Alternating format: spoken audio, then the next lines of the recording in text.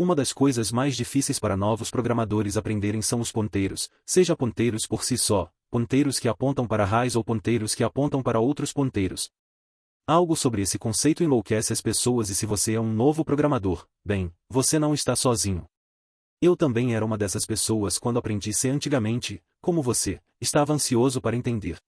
Neste vídeo, vou mostrar o que é um ponteiro para que você possa entender completamente como eles funcionam, a sintaxe dos ponteiros para que você possa lê-los facilmente, finalmente, porque todos se importam tanto com os ponteiros e para que são usados. Antes de começarmos, se você é novo aqui, clique no botão de inscrição e, enquanto está nisso, deixe um like.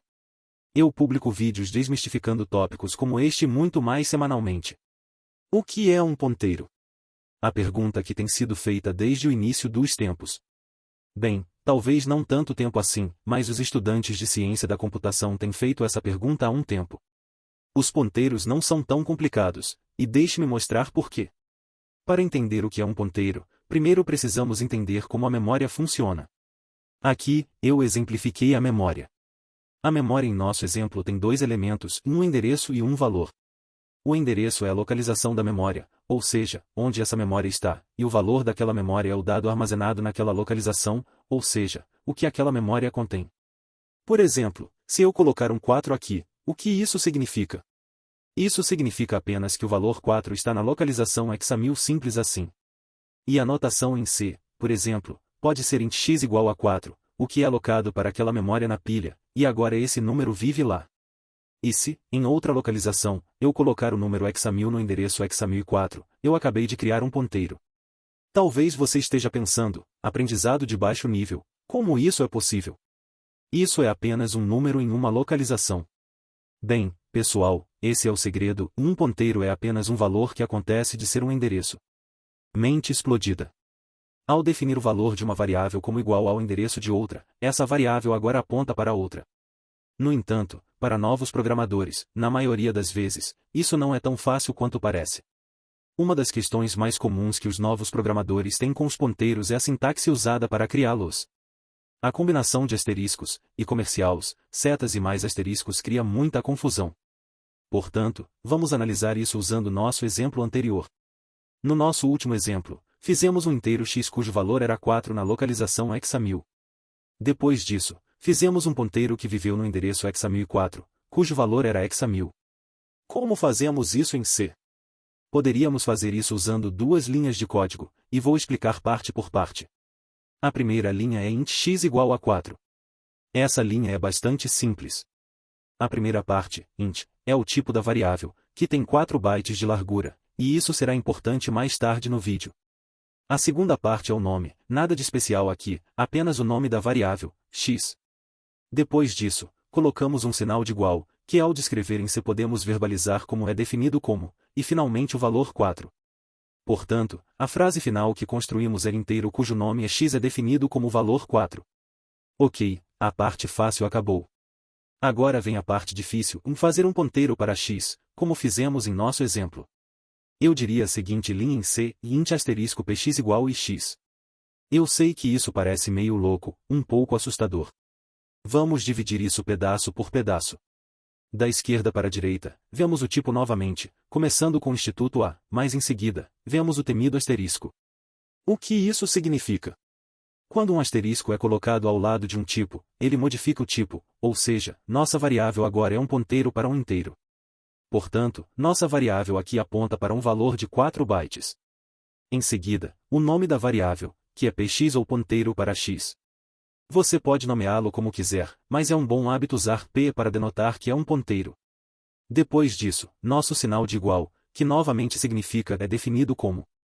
E em seguida, o próximo caractere temido, o comercial. Sempre que você vê um comercial, pense na sua cabeça o endereço de.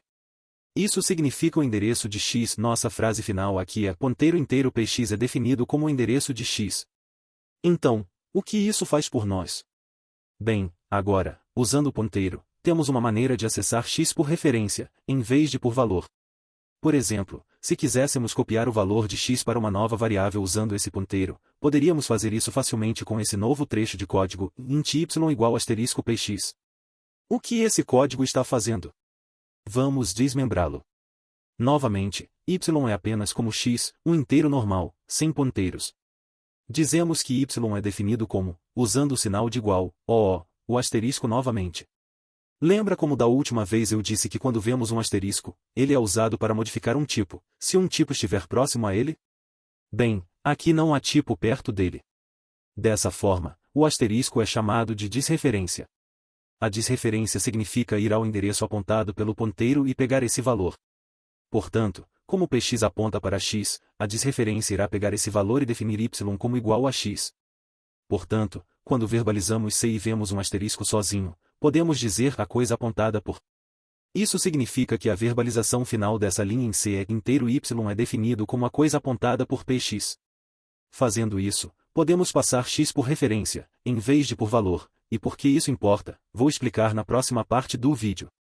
O último conceito que mais confunde as pessoas ao aprender sobre ponteiros é porque alguém os usa. A sintaxe é confusa, meus programas travam o tempo todo quando os uso, por que alguém se incomoda? Bem, a resposta é porque precisamos. Para evitar criar um código impossível de ler ou não escalonável, dividimos as funções com base na ação que elas realizam. Aqui, tem um pequeno trecho de C, onde tem uma função que atualiza a idade de uma estrutura de pessoa. O problema é que a estrutura que estou editando não está no escopo da função de edição.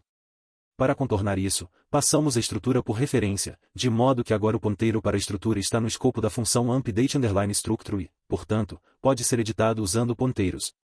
Usar ponteiros desse jeito mantém nosso código limpo e compreensível, ao mesmo tempo que reduz a quantidade de espaço que usamos, evitando a cópia.